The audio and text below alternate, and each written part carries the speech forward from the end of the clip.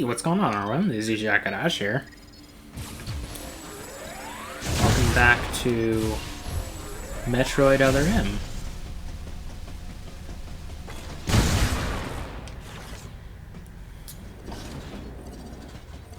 Nice little recap at the beginning there.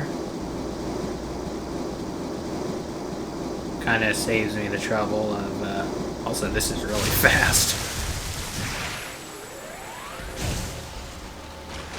Kind of saves me the trouble of,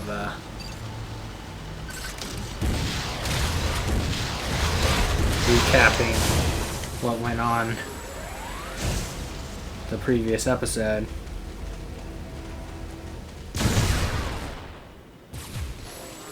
But yeah, we're here on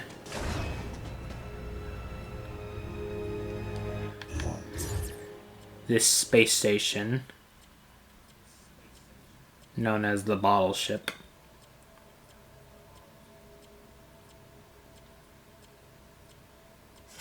Oh, right.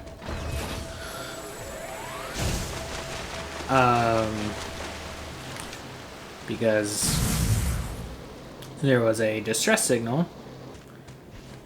We have yet to find who delivered it, or who sent it, rather.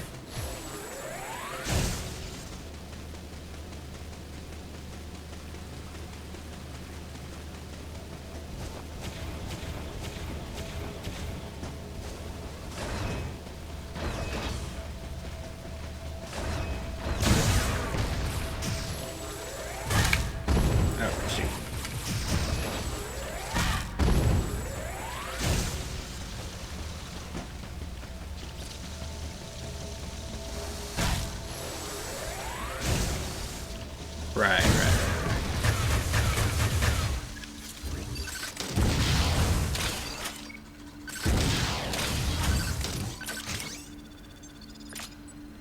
Speed booster.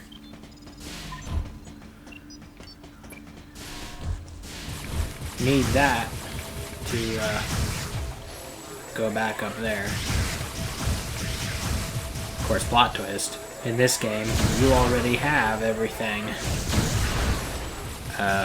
Mostly, anyway. There are a few items that you don't have already. Few upgrades, anyway, that you don't have already. Such as the diffusion beam. Which, as I said in my Metroid Dread walkthrough, was something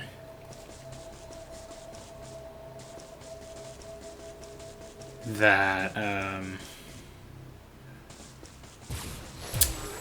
this game came up with first.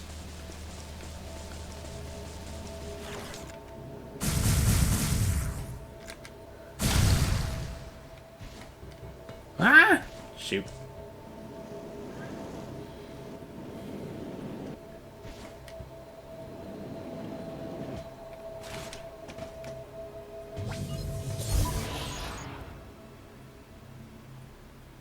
Nice little, there's a part here that is kind of broken.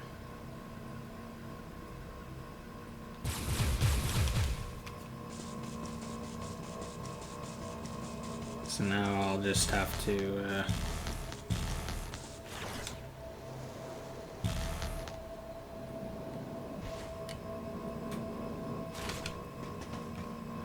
turn it back and then target that part right there.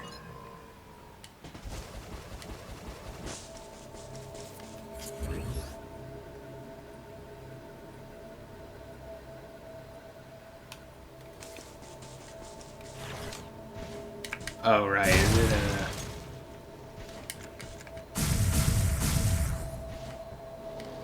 Okay.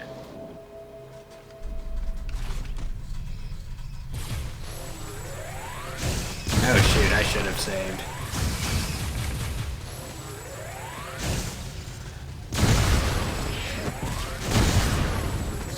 What makes this game rather challenging is that the health you have is the health you have. You can't get any more health unless you're at a certain point.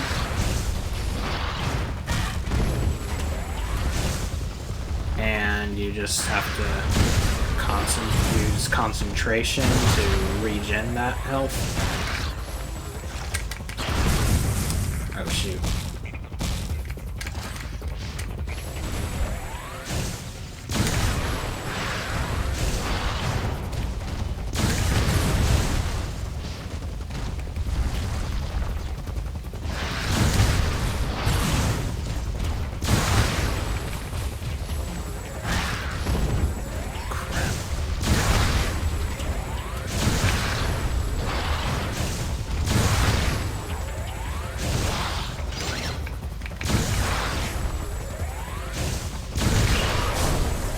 Gotcha.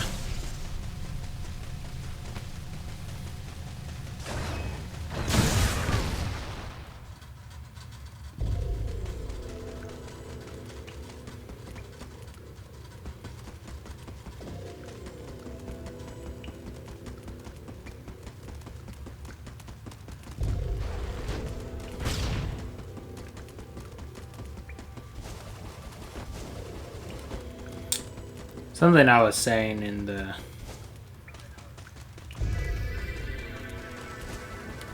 previous episode was how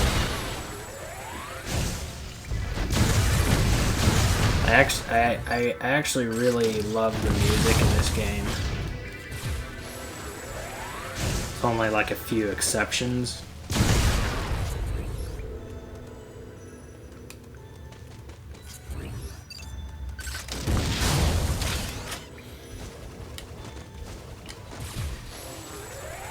Like, I think this kind of music really does add to the isolation factor in Metroid.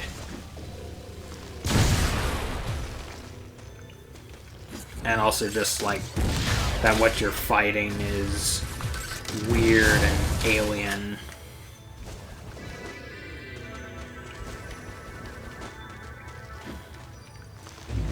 Now, of course, most of it is not all that catchy.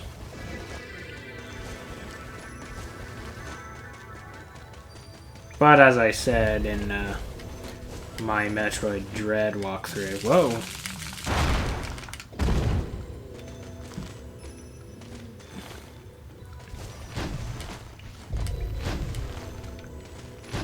Hang on, hit me. Oh, crap. It didn't actually damage me as much as I thought it would. Okay, here we go.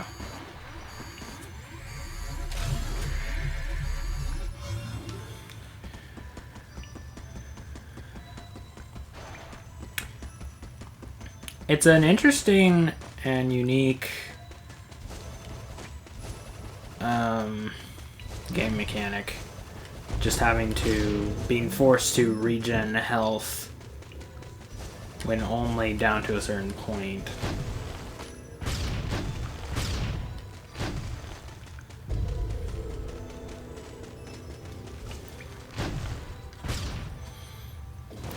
Doesn't really make a whole lot of sense because, you know, why wait until you're nearly dead or mostly dead?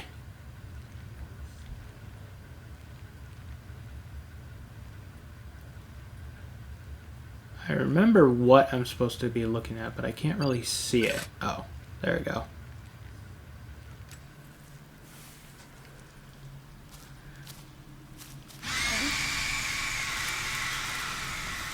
This.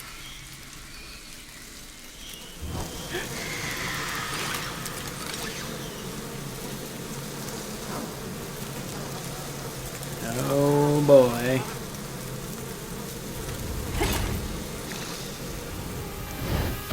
It's giant. Oh crap, I was supposed to dodge that.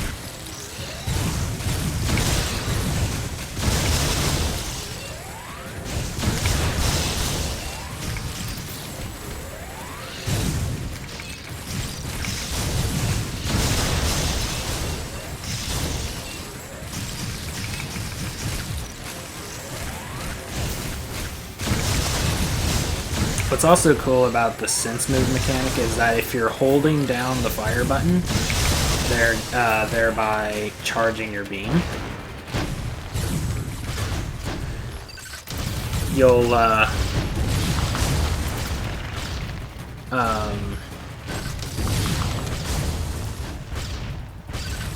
end up firing,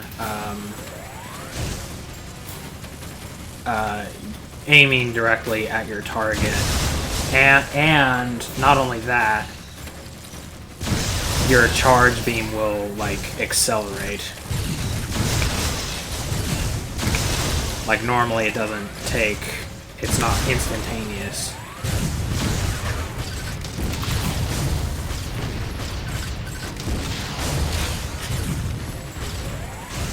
Is that the last one? Oh, it's not.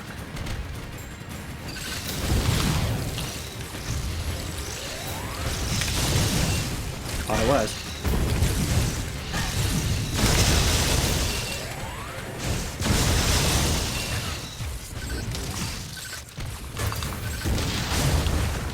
Okay, there we go.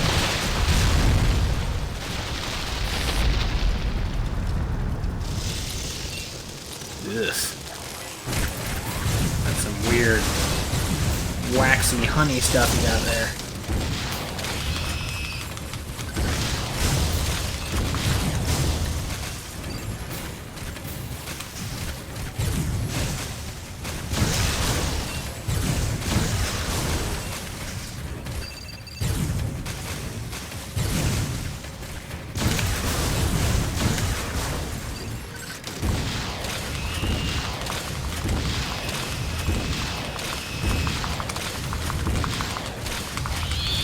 Got him!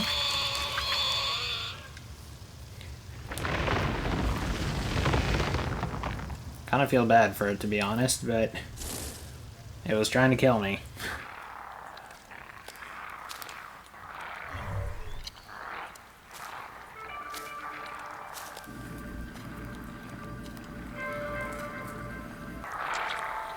Oh, you again. Some creatures use the powers of others to capture their prey. And I turned subtitles on. Beast, I felt as though it was feeding off my power as well. At the same time, a thought crossed my mind. That howl I heard earlier, could this creature have been the source?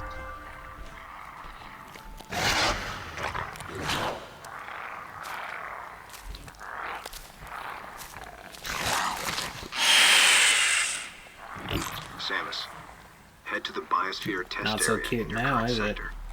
There should be some important information about this facility in that exam center. The other members are en route. Quickly, go meet them there.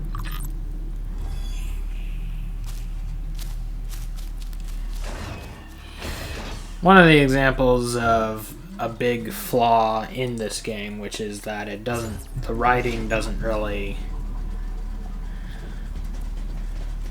implement the rule show, don't tell.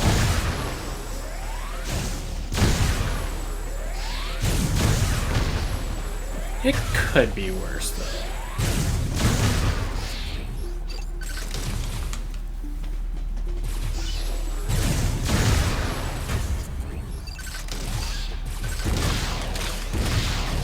Ah, you're impervious.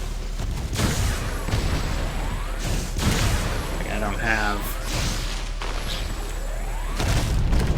the what I'm looking for or what I need. Oh shoot.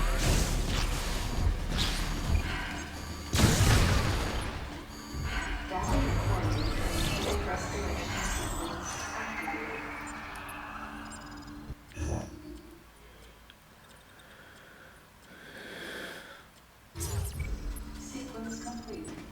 Process successful.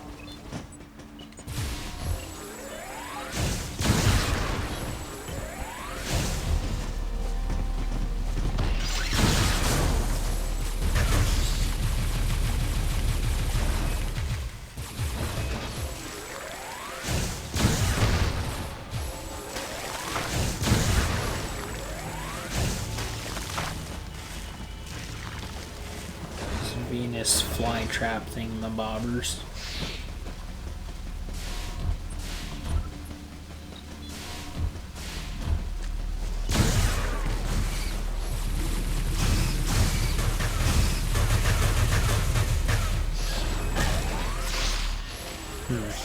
Whoa.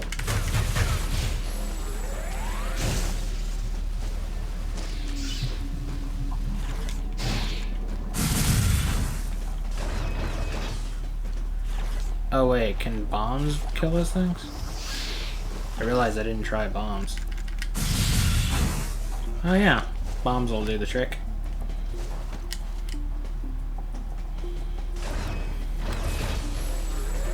Something else this game actually started, which I totally forgot about until after I was done recording the episode, or last episode. Oh yeah, it's these piranha fish thingamabobbers.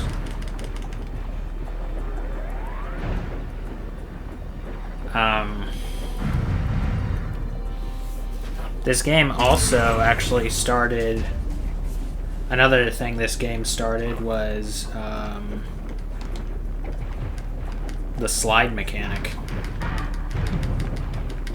which that doesn't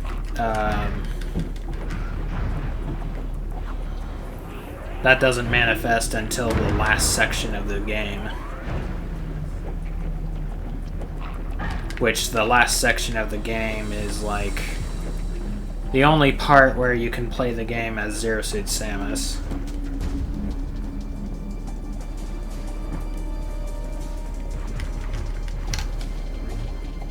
Which, you know, doesn't make the whole, or make the most sense, but, you know, it's just kind of the, like, hey, like, here's the one time you can play as Zero Suit Samus in a 3D Metroid game. But anyway, the slide mechanic replaces going into Morph Ball mode. Like, as the bottle ship, spoiler alert, whoops, is, self-destructing. I guess that's not too much of a spoiler, because in Metroid, something always blows up.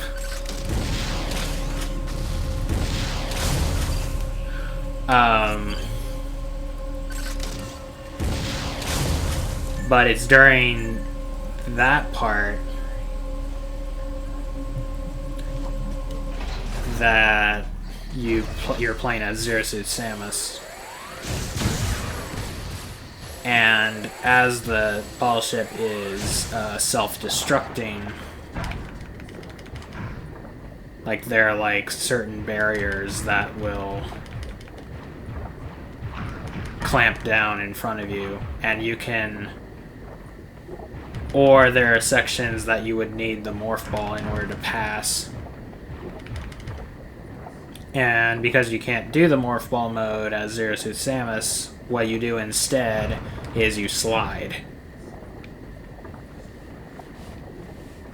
So, another thing this game started, pioneered, if you will, was the slide mechanic, which was re-implemented in Dread. Another thing that Dread re-implemented.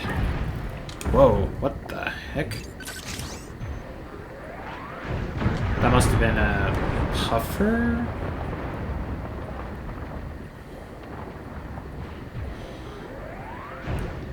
Another thing, of course, that Dread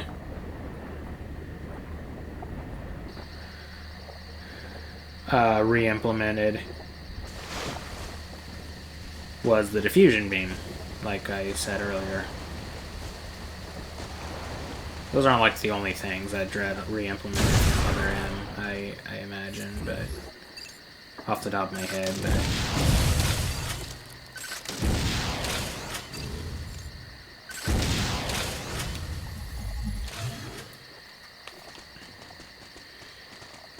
I like this little room. Even though it usually takes me a while every time to figure out the puzzle. Like, I think every time it takes me a while to figure out what I'm supposed to do, but it certainly did the first time. It took forever. And something I said during my Metroid Dread walkthrough was, I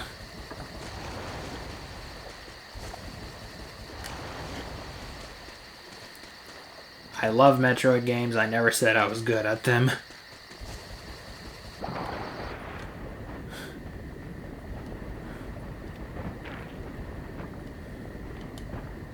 Like, I'm definitely not one of those speedrunner guys who can get Super Metroid done in, like, less than 2 hours. Like, what are you getting me? You're out of your mind. So isn't there a... Ah, here we are.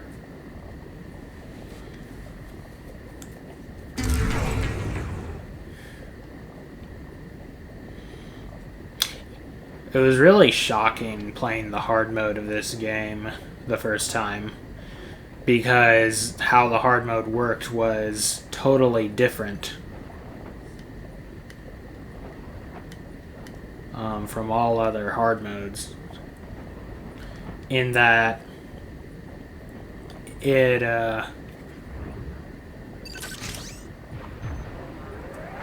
the thing that makes it difficult is that there are literally no suit expansions.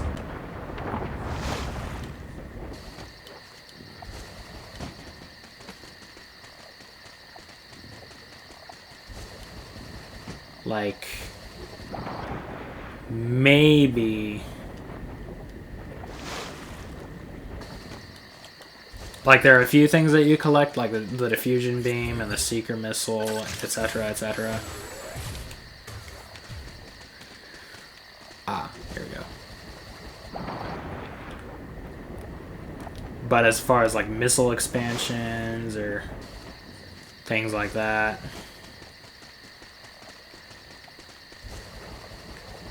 Or energy tanks, like, forget about it.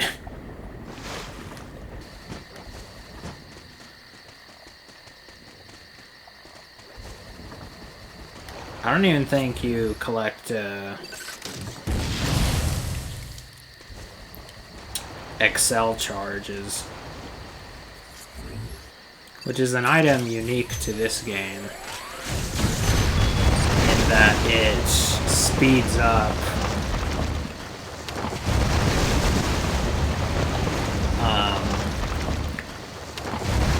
your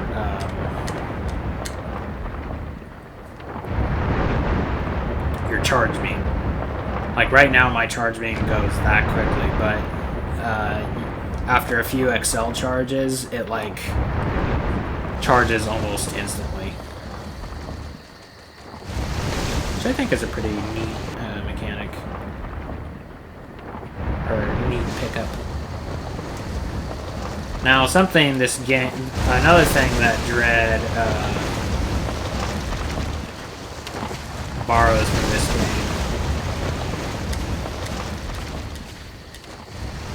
is the energy part expansion, which to me is like the most pointless missile or the most pointless expansion, because it's literally just a quarter of an energy tank, and you collect 4 of those and you get another energy tank. I will say, though, that this game, which introduced the energy part,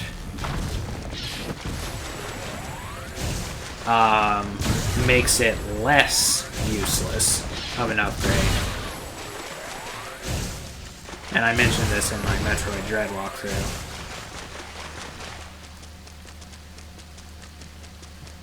And the reason it makes it less useless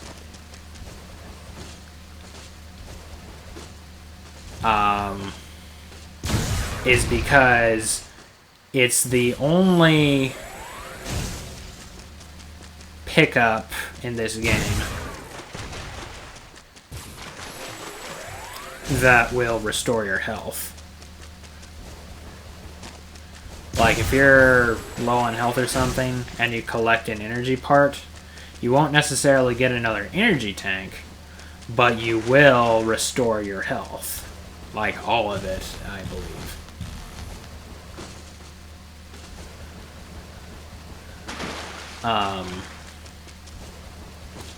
Now, unfortunately, Metroid Dread, in its borrowing of that as an item, pretty much made the item completely useless collecting it immediately. Or upon collecting it immediately. Because it doesn't even restore all your health.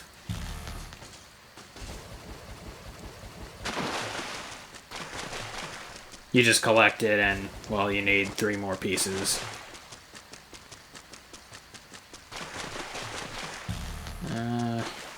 Which of these trees am I supposed to climb? You know, it'd help if I actually just looked around.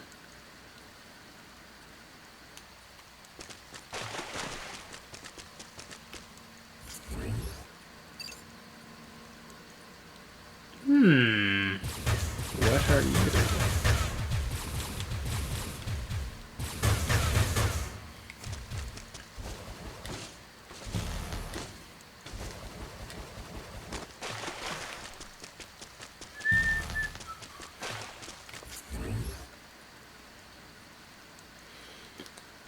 I've got the main theme from Tombstone stuck in my head.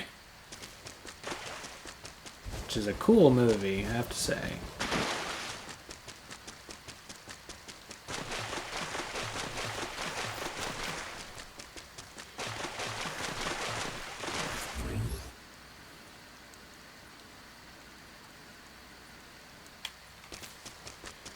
It's not this one, is it?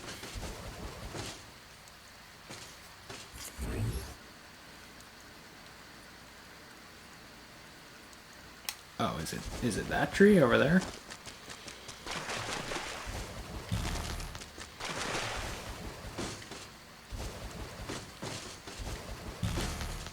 Oh wait, no, it's that one. Wait, so even this tree is an illusion? Interesting.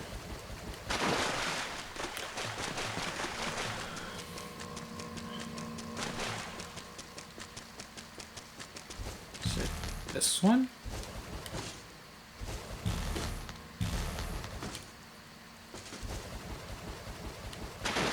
Oh, it must be this one.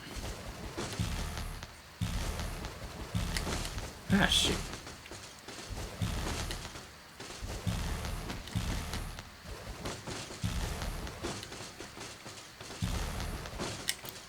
It's funny how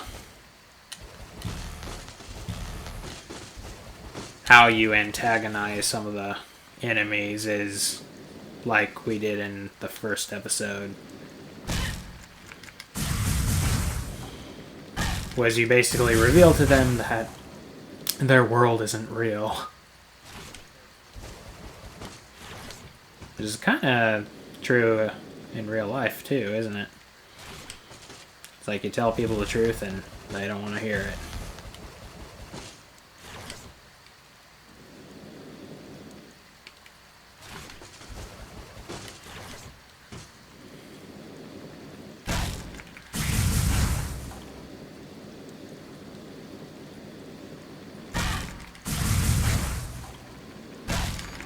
Oh, shoot.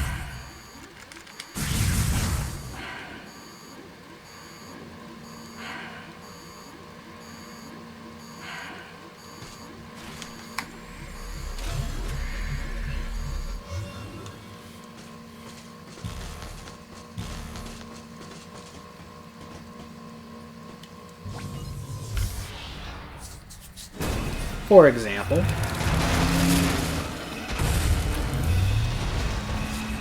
first Groganch that we fight. Or Groganchi, I don't know which it is.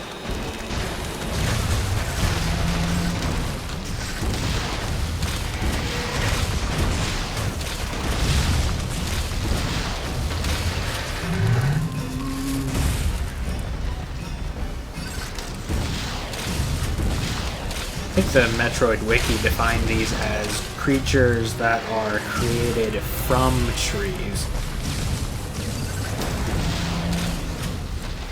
So like the researchers or something bioengineered a tree to actually like mutate into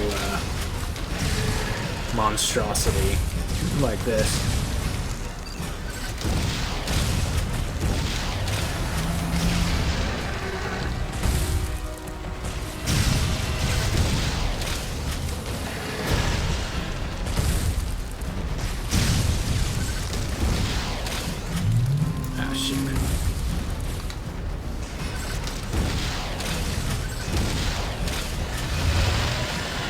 Got him.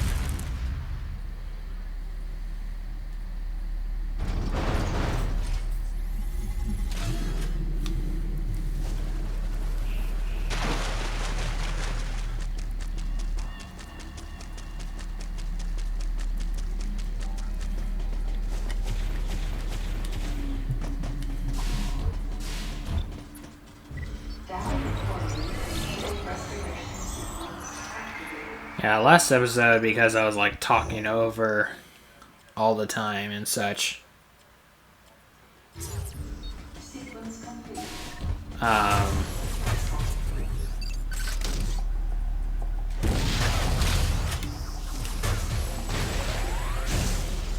Oh, those are cocoons, right?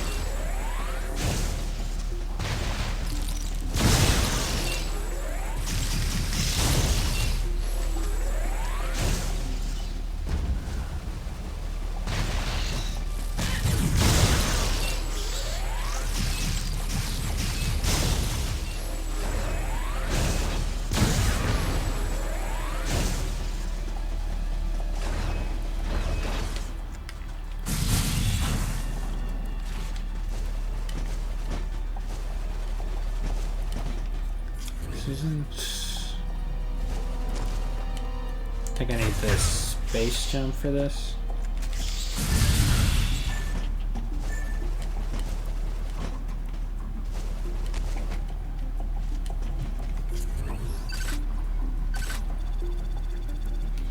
Yeah.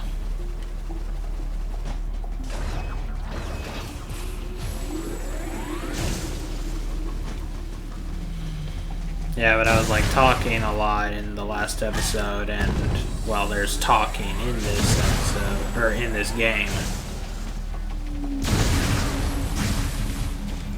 And like I'm talking now, so I realized I need to turn on subtitles.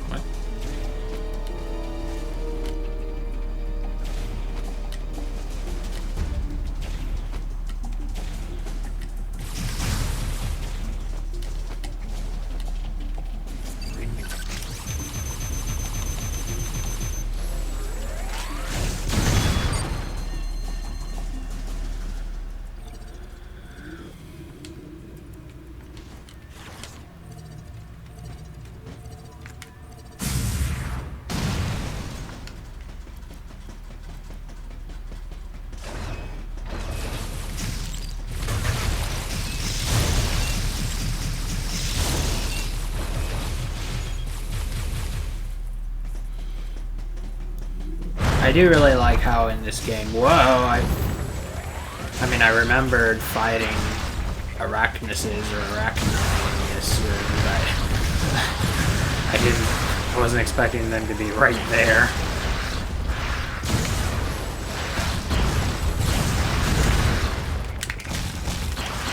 Get over me. Ah, crap, not this one.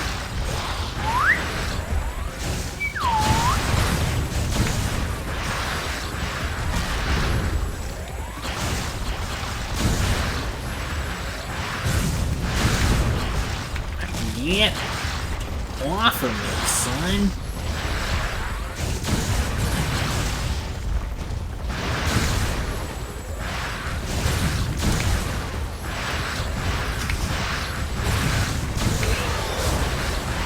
Okay, one down. Ah, crap.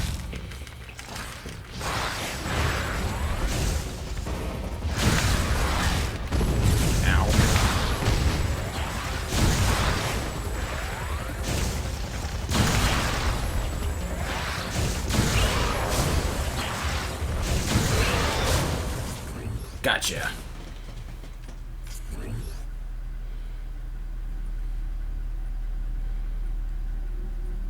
These kind of look like those phazon fiber veins or whatever, or the phazon tentacles.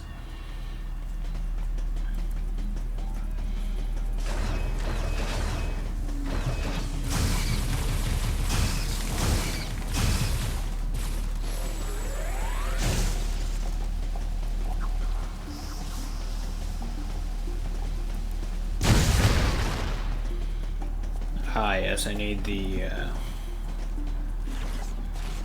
wave beam, I believe.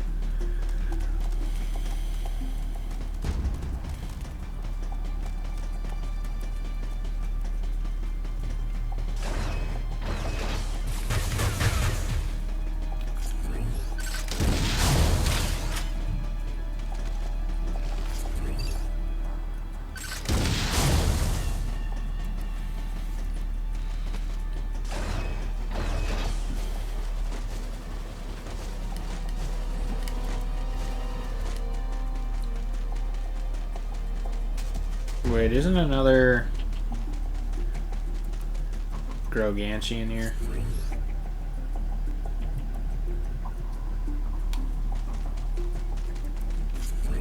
Yeah, there it is. Right there.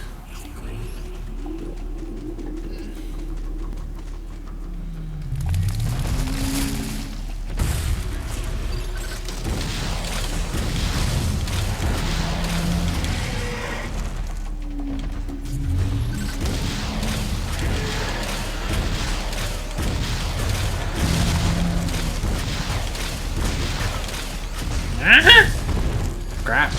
Crap.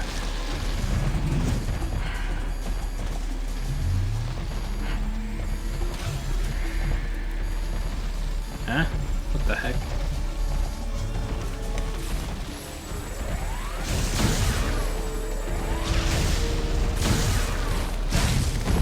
Ow.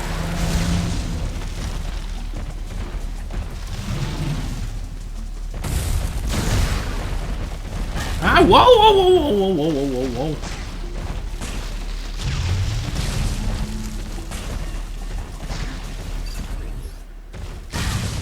Whoa. Help!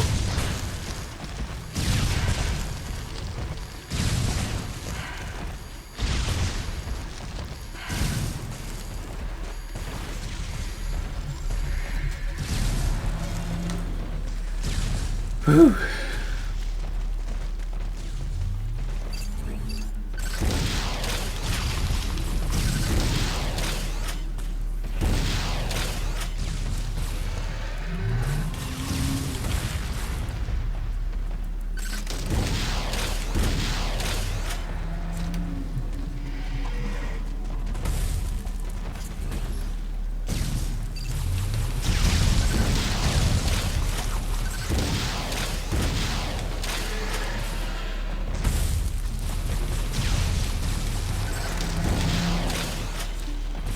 By the way, in case you didn't know this, you can't actually move while in first-person point of view.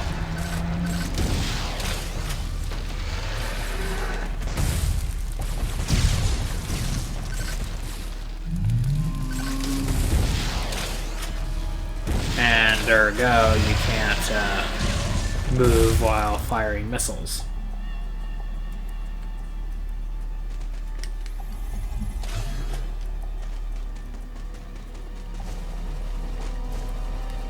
Because how it works is you'll like...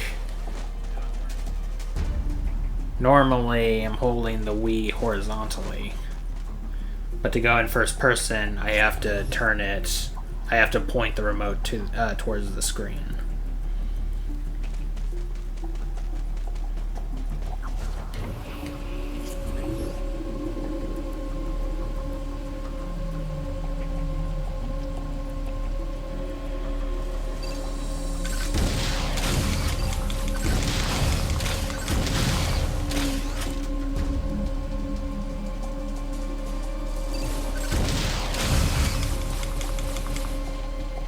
Oh, did I get all of them?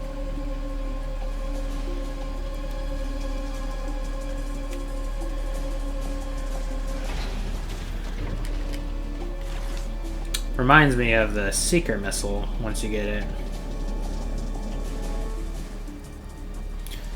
How the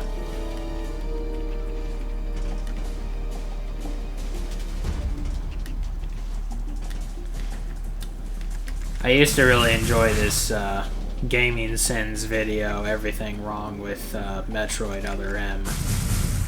Because at the time I had kind of an irrational hatred towards this game. And also I hadn't played it before, so I couldn't verify how much of what he said was actually accurate. And I realized that something he mentioned, which was that Seeker missiles are only used to open doors, like you can't use it on enemies, is actually inaccurate. And I didn't know that until I played this game. And I'm like, wait a minute, you can shoot at enemies with the Seeker missile.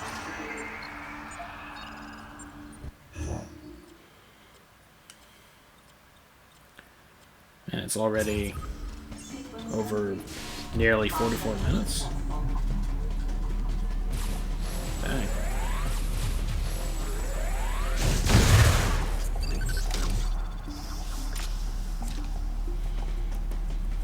And those things are like a really potent mini-boss. Like when you break the seal of those things with power bombs. Biosphere test area.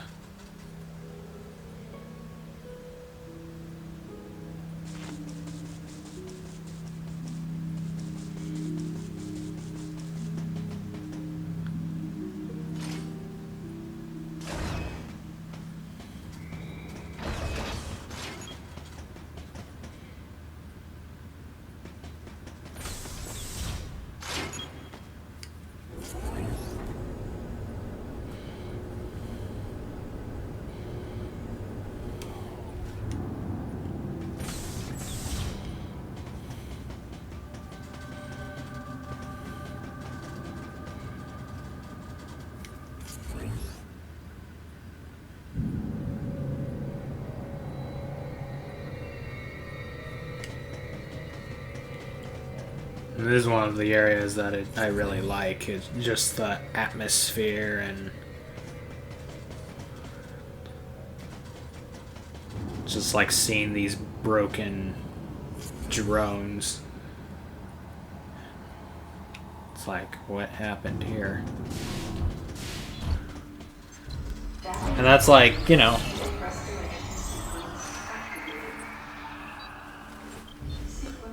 like Metroid fills you with like dread. And no, I'm not just talking about Metroid Dread.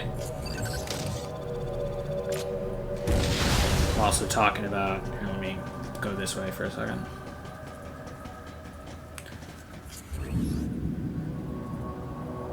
How, you know, a common feature in Metroid is just how you'll run into something and it fills you with this anxious anticipation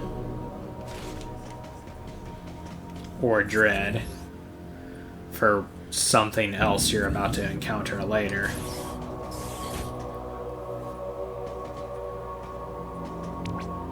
And this game does a good job doing that. Like, people don't give it enough credit for, like, the things that it does very well.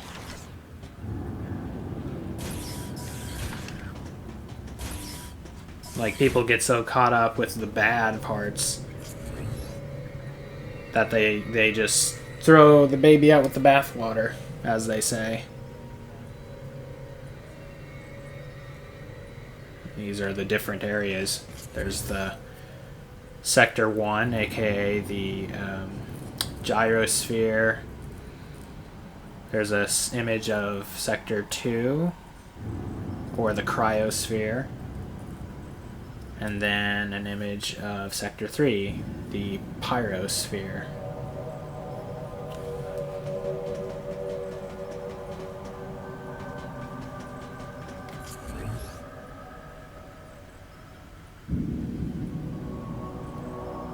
You're just looking around here and you're just like, what in the world went wrong?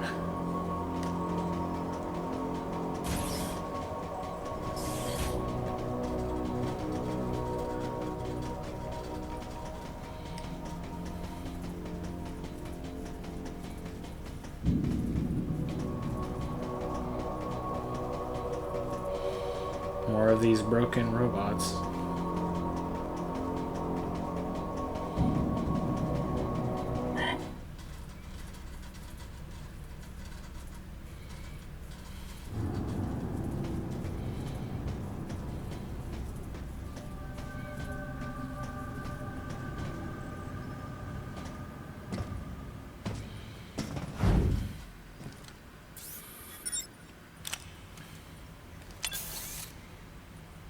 Hey, Samus.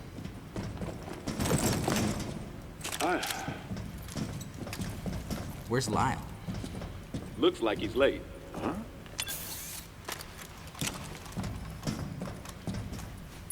Hey. The CPU seems to have self-destructed. The central system is broken into parts, but I think I might be able to restore it and recover some of the data. Let's try it. Like the CO said, there might be some pretty crucial information hidden here. Well, while Maurice here is working his magic, the rest of us should search this building. Am I right? Got it.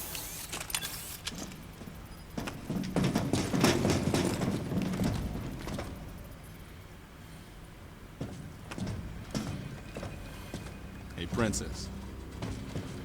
Does this view bring back any memories? Yeah. Looks like the training grounds of the Galactic Federation.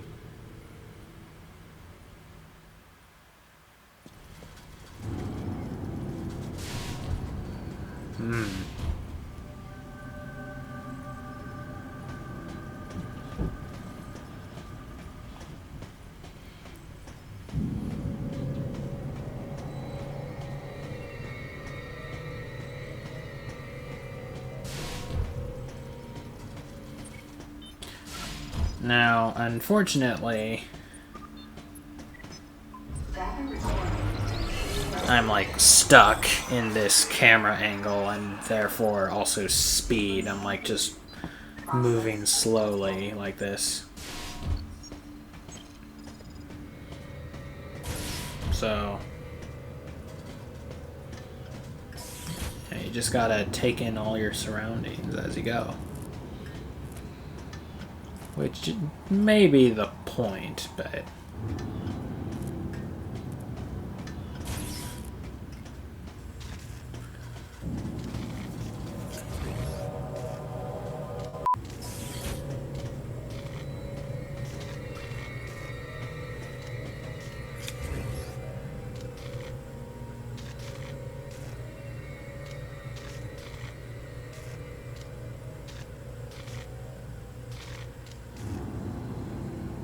what these are.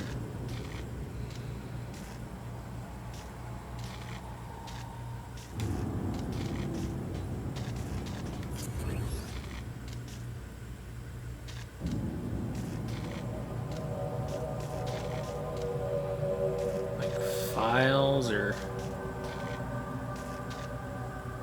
snacks even, or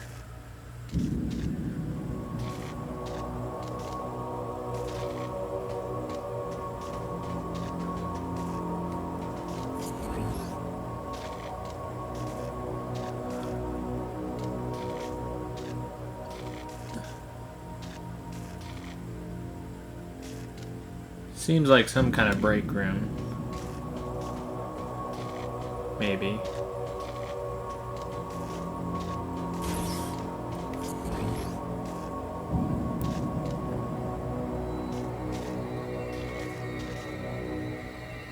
And that looks like some kind of lounge.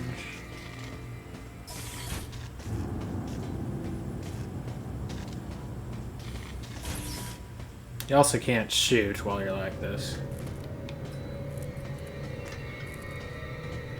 Which makes you feel quite vulnerable.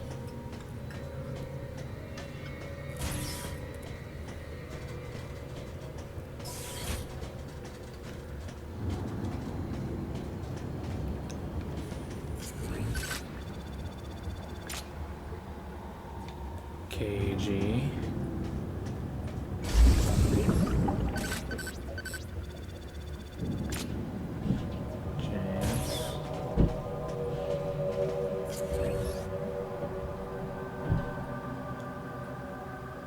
What are these?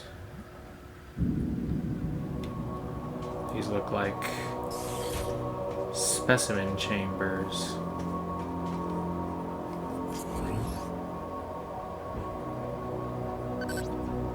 And some of them are broken.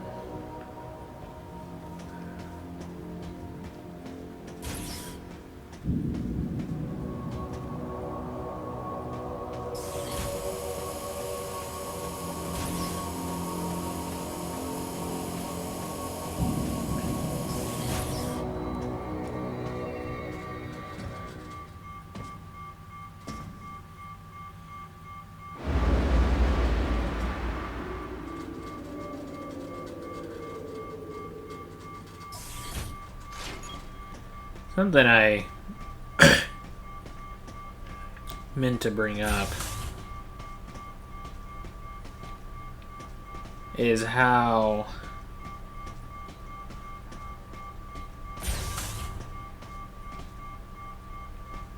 much of a downgrade the Federation Marines seem to have gotten.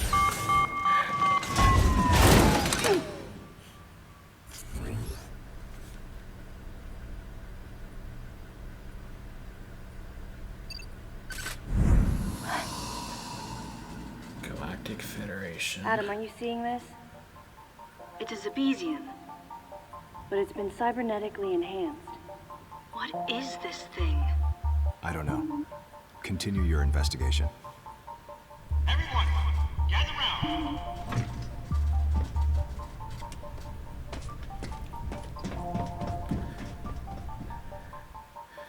That's an example of... All right. I managed to recover one piece of data. Oops. This bottle ship is under management of the Galactic Federation. In these facilities, life forms from each planet have been raised and researched as possible bioweapons. Site manager and development director, Dr. Madeline Bergman. Adam, was the Galactic Federation experimenting with bioweapons? Looks like it. Use of bioweapons is strictly prohibited. Of course it is. What's happened here is illegal. Who is Madeline Bergman? Must be the person in charge here. Is that all you've got? As I talked about, I didn't need to press Adam about it any I would further. discuss the good, the bad, and the ugly I knew of his this mind. game, and that's an example Not only of was he a strong opponent of bioweapons, he was against the the use bad, I of would living say. things for unnecessary Possibly just reasons, ugly, but period.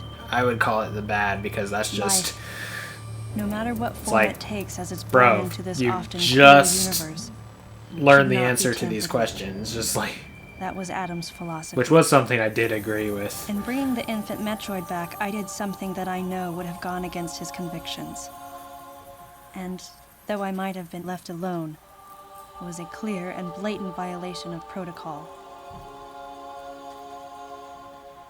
I wondered what Adam thought of me. Out of nowhere, I suddenly found myself concerned with his opinion again. I've almost gotten it completely restored. But I'll bet they protected this thing with a seriously sophisticated security system. If I can't get past it, James, that'll be where you come in.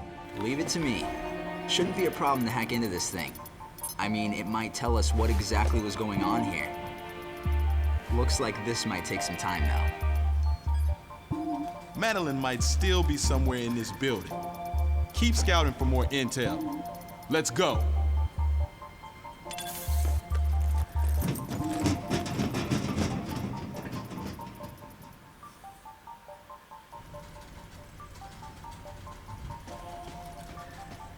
It's like some serious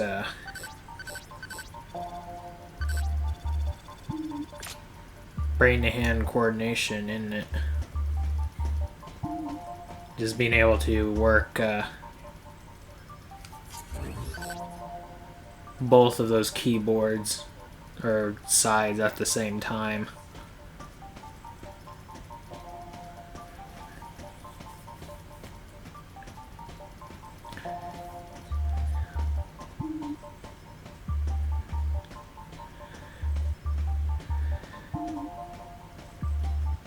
I got you, Samus. It's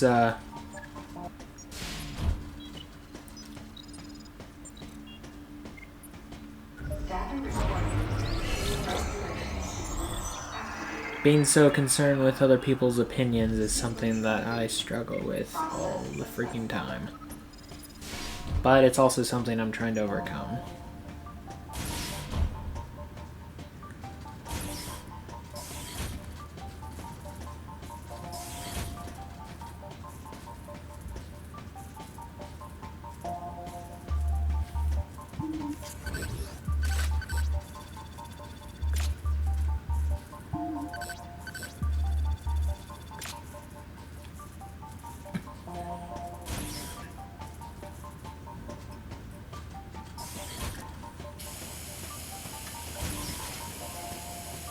Like, what's up with this music? This music is, like, not very fitting for the situation at all, but whatever.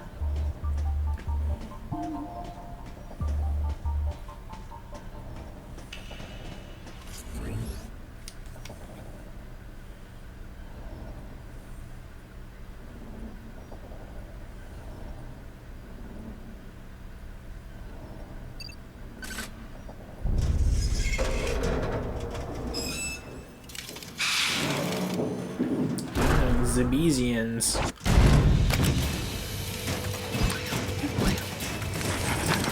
Get back! I want all the soldiers to evacuate this area. Samus, your orders are to take care of all enemy targets.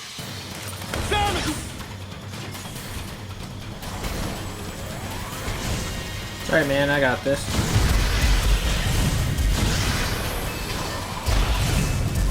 Something else that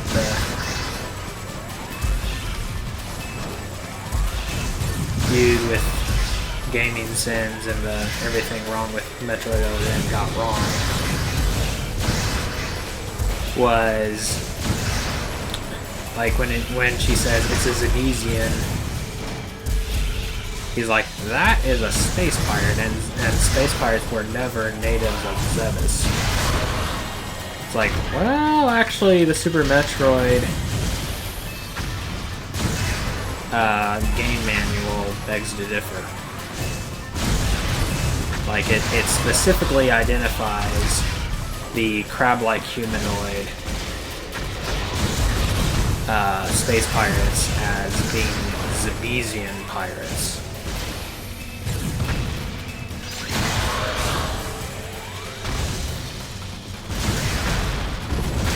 And then the flying bug-like space pirates as like a different kind of space pirate.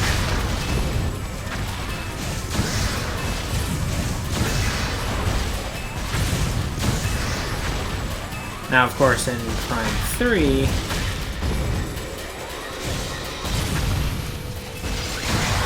there's like the pirate homeworld.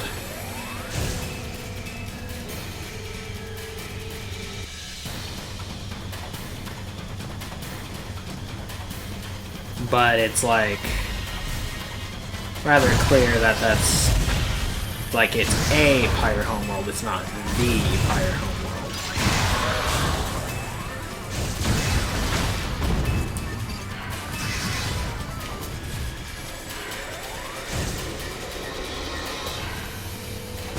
Where'd he go?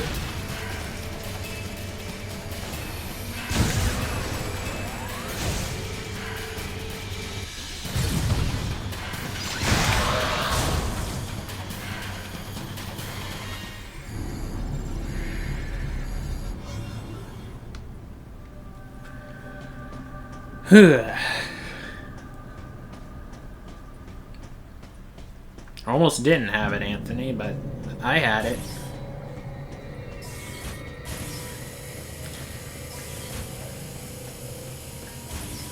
Like, they're also obviously, or at least seemingly, setting up Anthony to be kind of this love interest for Samus. Data recording. Which, Sequence complete. Process successful.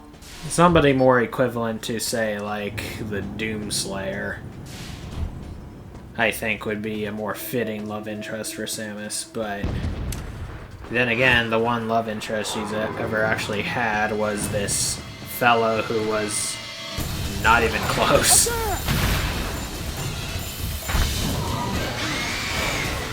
Who was also named Kevin, you know.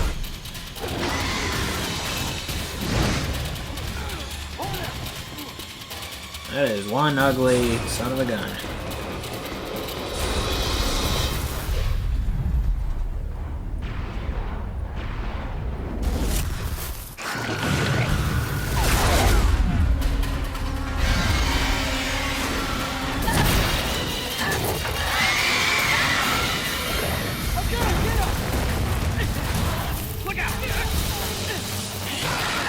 Oh, this ain't good.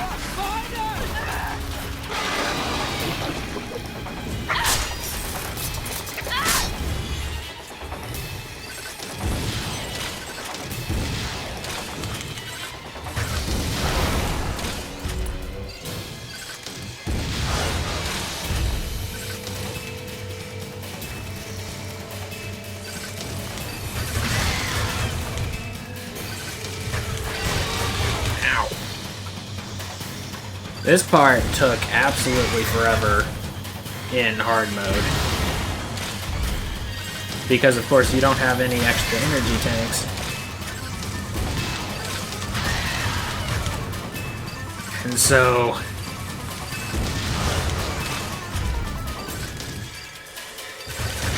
you're basically, this tail is virtually, is nearly an instant kill.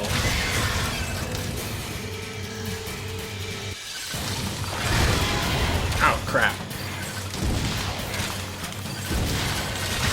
Ah! Crap. No, I still died.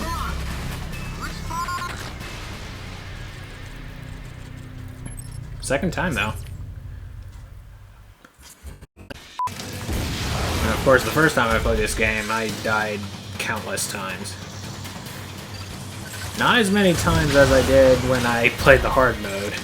I mean, good golly. Most of the time I spent playing was me dying. But I did beat it. Now, I was disappointed that you didn't get to fight the true final boss of the game in hard mode, but then again, maybe it's actually impossible to defeat him. Ooh, ouch. Got him.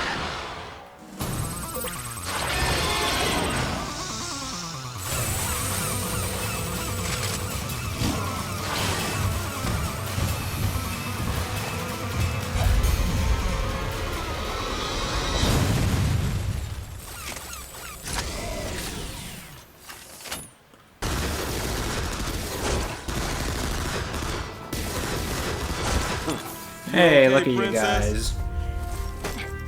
I wanted to give you some cover early, but this thing takes forever to charge.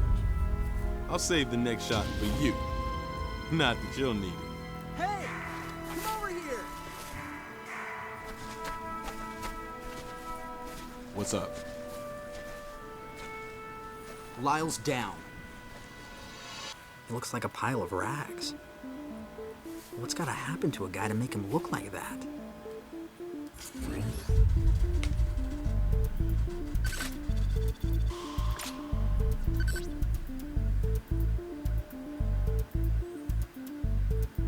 This is a fun little tune. Not very Metroid-like, but... actually, I don't know.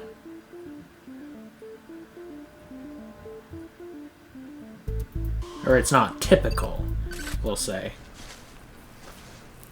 Because since it's in a Metroid game, by definition, it's Metroid-like.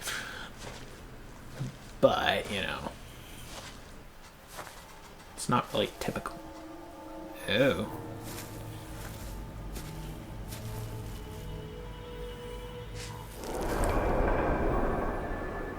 An empty shell. Looks like that monster from earlier infiltrated Sector 3. Samus, follow it.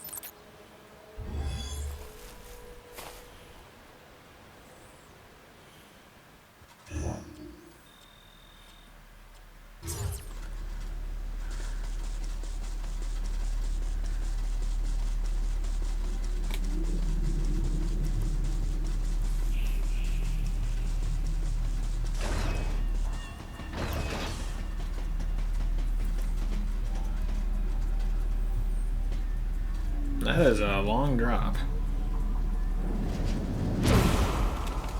No problem, though.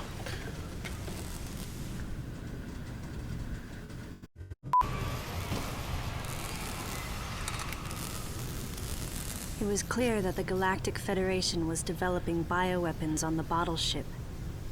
Gee, you don't I wonder say. if Adam came here knowing that. Regardless, I knew I had to talk to the person in charge, Madeline Bergman. Of course, she would have to be alive in order for me to do that. That's a good point. She just might be dead. Oh, that blew up for some reason.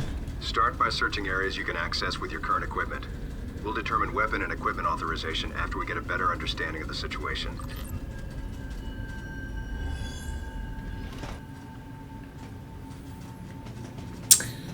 Now, this game pulls yet another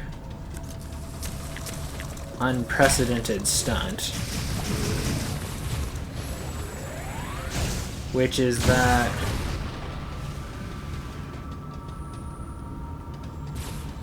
normally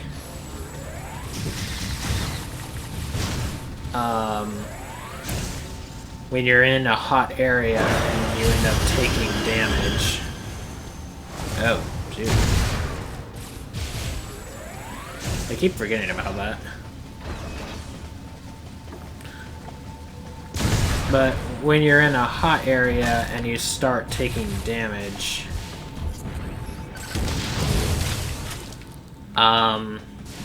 normally you're supposed to turn back.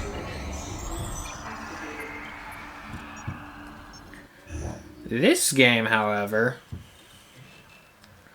does something unprecedented, like I said, which is that you have to go through an area even if you start taking damage.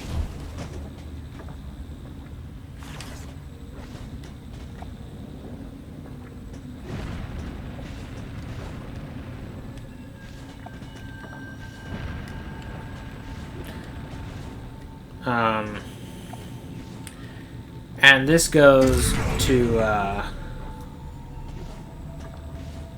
what I was saying about the authorization mechanic in this game. Like, overall, the concept kind of makes sense.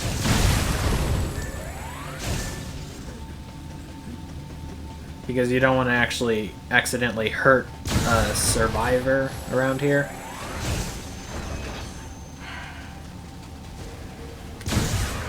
But at the same time,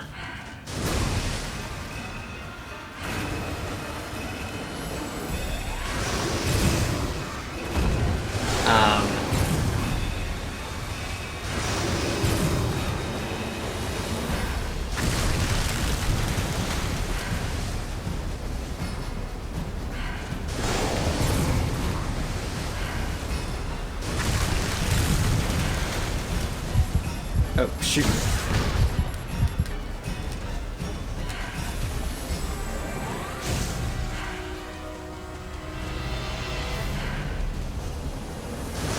Like, overall, the concept of, like, the concept of your items being authorized kind of makes sense. But the timing does not. Like, I'm in Sector 3, and Adam still has not told me to activate the Varia feature.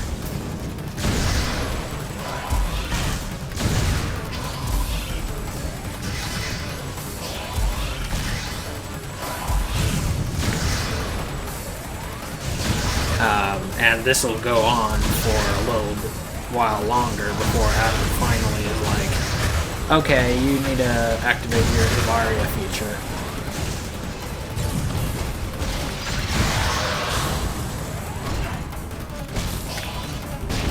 Ow.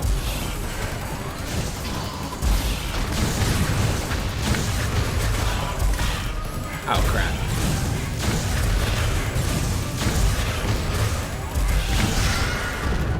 Ow. I do really like the music for Space Pirate Fight. Or Zebesian. Because apparently, at this stage, they're not even what you would call space pirates, they're only Zebesians. As if space pirate were a kind of creature.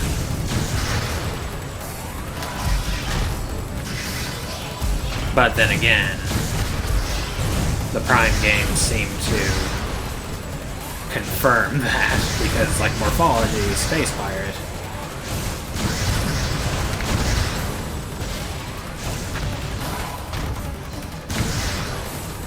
Which I kind of wonder, because of how often they change due to, like, various mutations and such.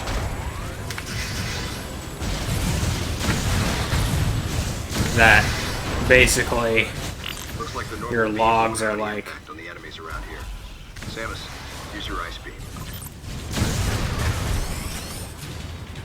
also the timing of the ice beam is a bit off too. It's like, you know, you could have told me that before I went into Sector 3. But, no.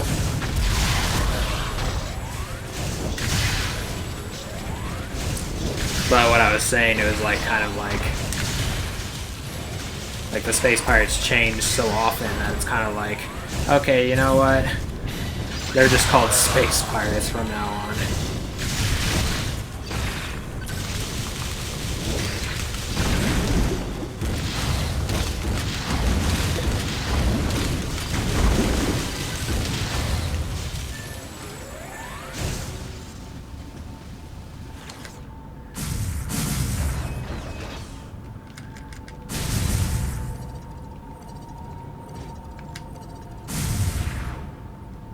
Ooh, an Excel charge.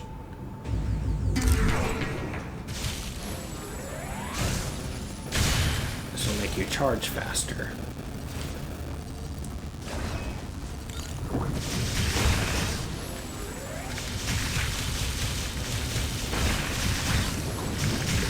Once again, displaying like various creatures that you encounter in the 2D games. And imagining them in a 3D format.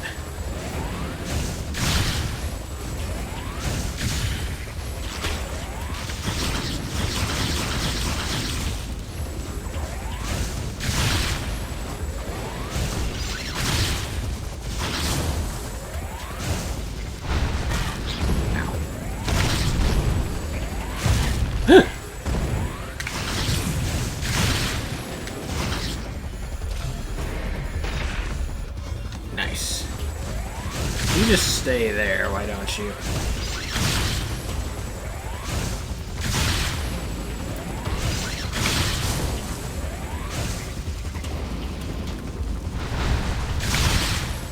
Another one of you, eh? Or two of you, even.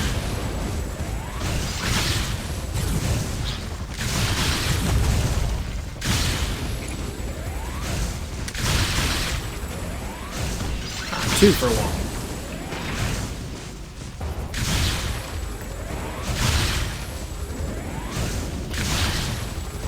And also, something else I mentioned was how, like, you would think that, like with the mechanic of items being authorized and whatnot, that at some point they would be unauthorized. Because, like, you need them in a certain situation, but not necessarily the whole time. But I guess kind of the idea is, as you're... Oh, shoot.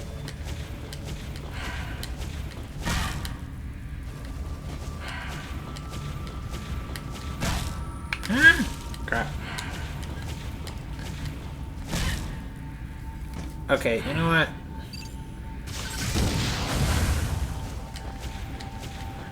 Actually, let me just get hurt enough. Okay.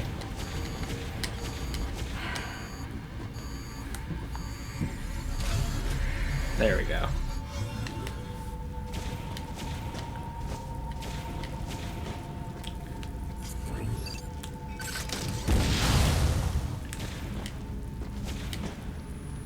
It is neat how you can, well, once you learn how a certain mechanic works, like, okay, I can't heal all the way until I get damaged a certain amount. Well, then you can exploit that.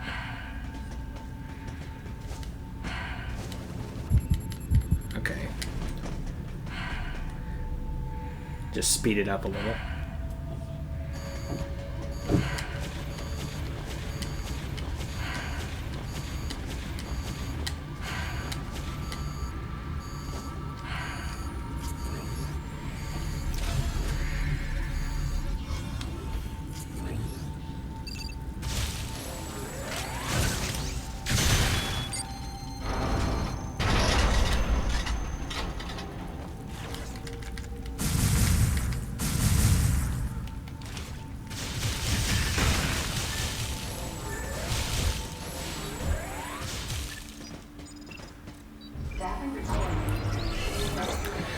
But, like, you know, you don't necessarily need the plasma beam all the time.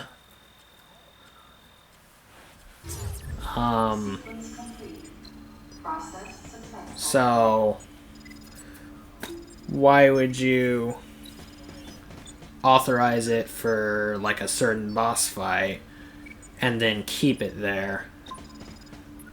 Well, okay, actually that's a bad example, and you'll see why. But, you know, like, you authorize some things, but not all the time. Like, that kind of seems like how you would do it. It's kind of like how the Omega Cannon in Metroid Dread works. It's a temporary super upgrade. Or the, whatchamacallit? The Phazon supercharge whenever you absorb a hyper upgrade. Anyway, I need to go to the bathroom, so I'll be right back. Anyway, I'm back. Let's see, I forget what these things are called.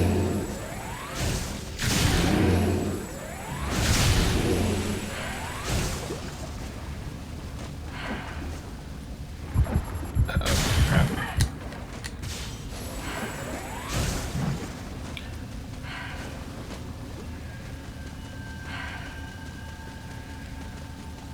This part really makes you panic whenever you land in lava. Oh, shoot, shoot, shoot, shoot, shoot, shoot, shoot, shoot, shoot.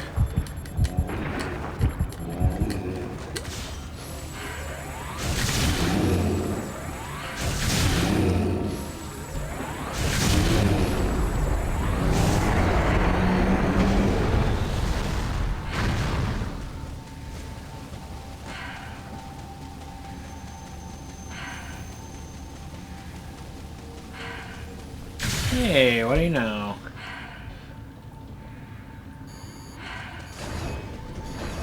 We got through that area just fine.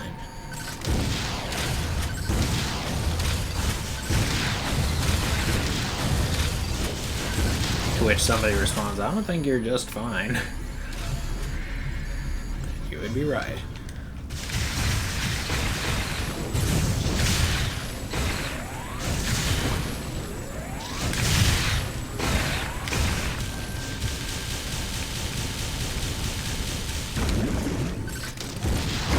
Also a pretty early use of the ice beam in a Metroid game.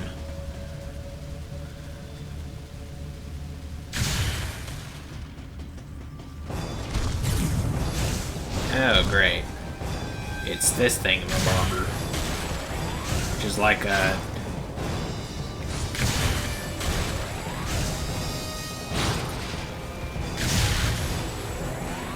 It's like a shoehorn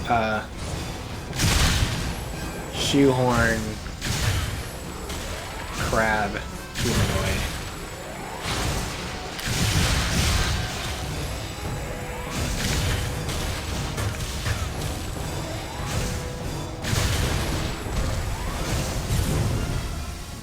Kinda behaves like Camden.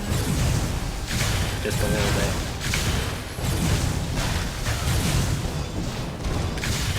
Because it kind of has a sting larva alt form.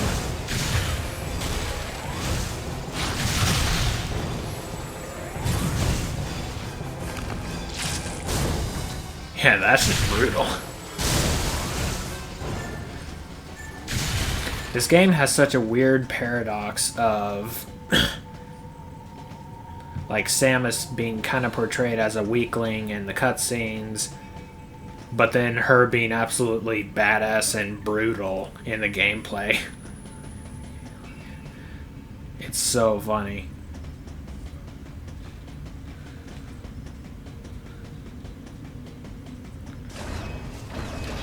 I can't reach that.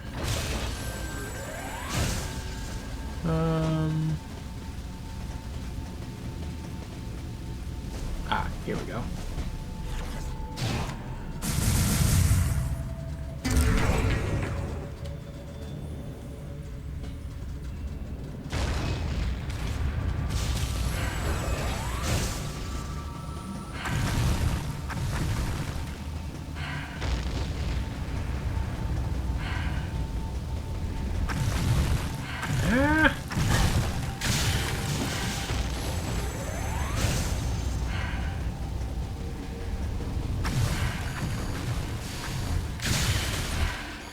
Oh, perfect. I don't even have to...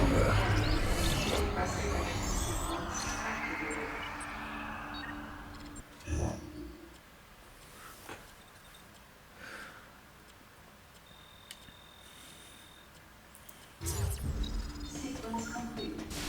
Process. This game also makes you feel like, oh great, it's a save room. Because that means that something else is going to be on the other end.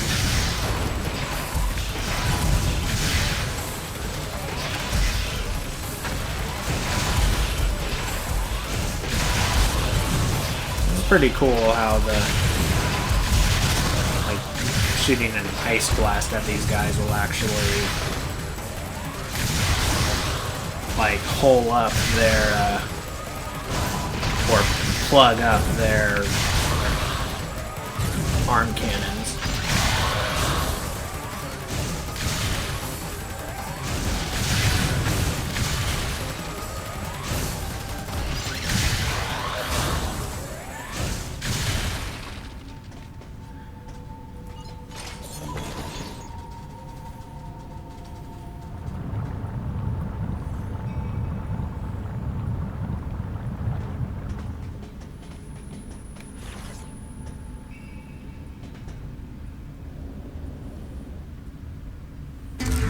other energy part?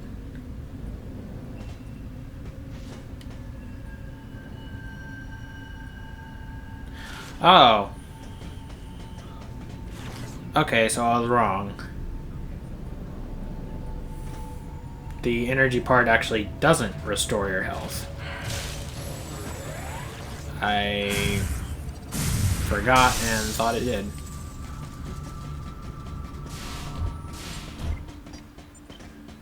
Data recording. Respiration sequence activated. Sequence complete. Process successful.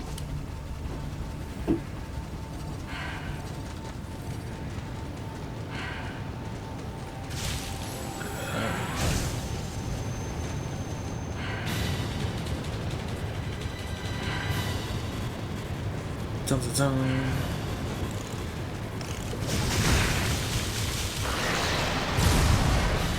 Oh.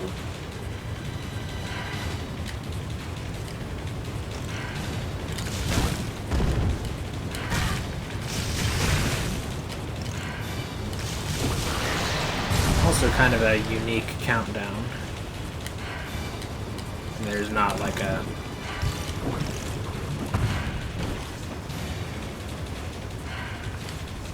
an actual timer. Sorry about that. So Adam just authorized the Varia feature. Which, this is an example where the authorization mechanic makes absolutely no sense at all.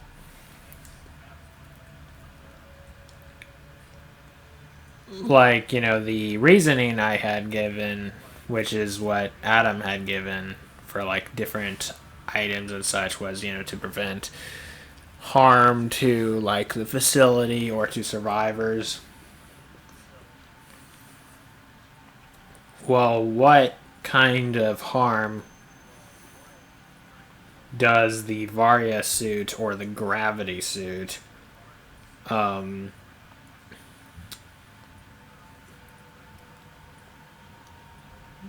present? Like, how are they potentially dangerous at all? Like, that doesn't make any sense at all. But, whatever.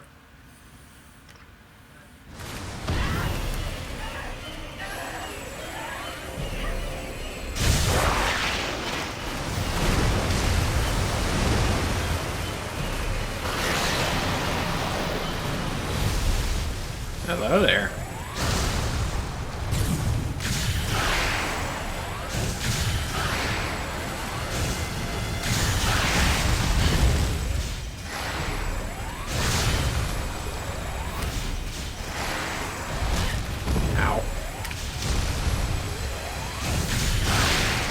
Something else I just realized was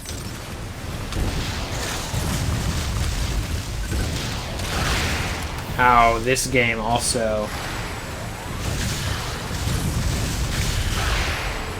like, I thought maybe Dread was the first to show Samus, like, absorbing a pickup or, like, getting an ability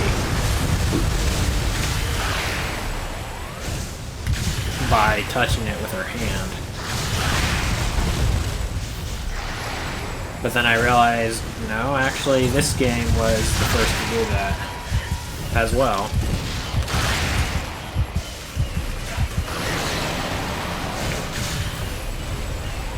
Also, this is the only Metroid game with a lava monster.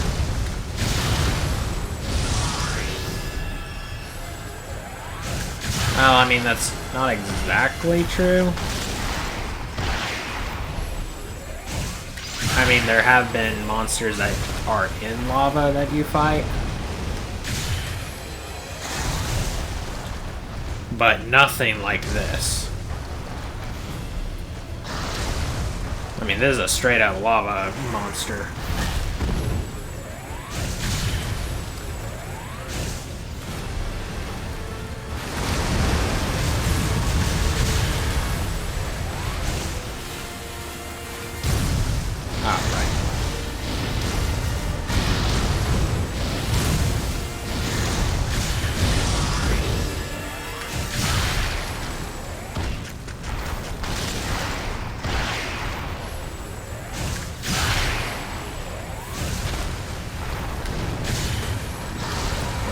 almost finished. So am I. So I gotta be careful. Oh. Oh.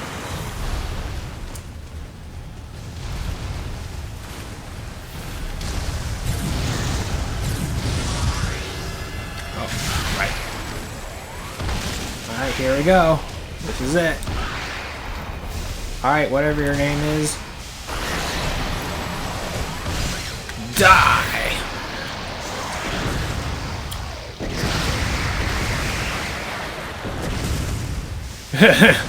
Decapitated.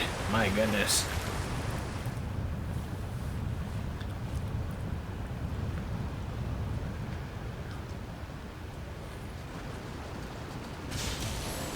Just overloaded the energy going through its nervous system, through its spinal column, and it just erupted its neck. Or something.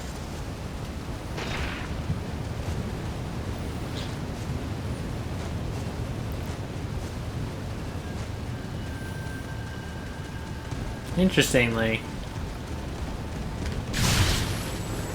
because you don't get health from enemies, the game basically encourages you to not kill a creature unless the risk factor is lower if you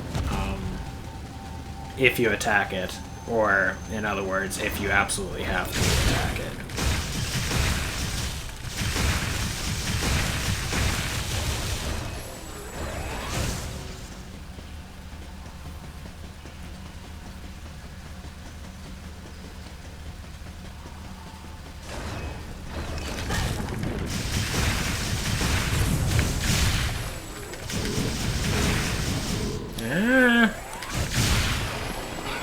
Get it plugged up.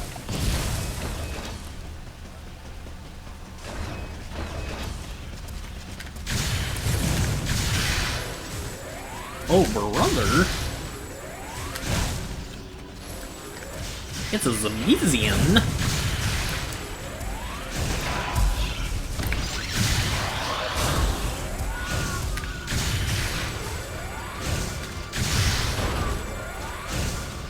Eat ice energy.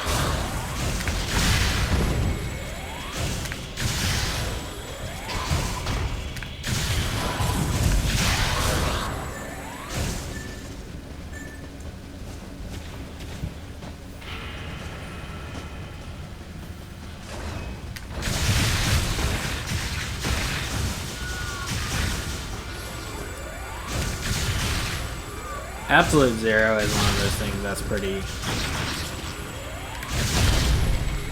fascinating, because it's like, you know, a theory, or like something that might exist,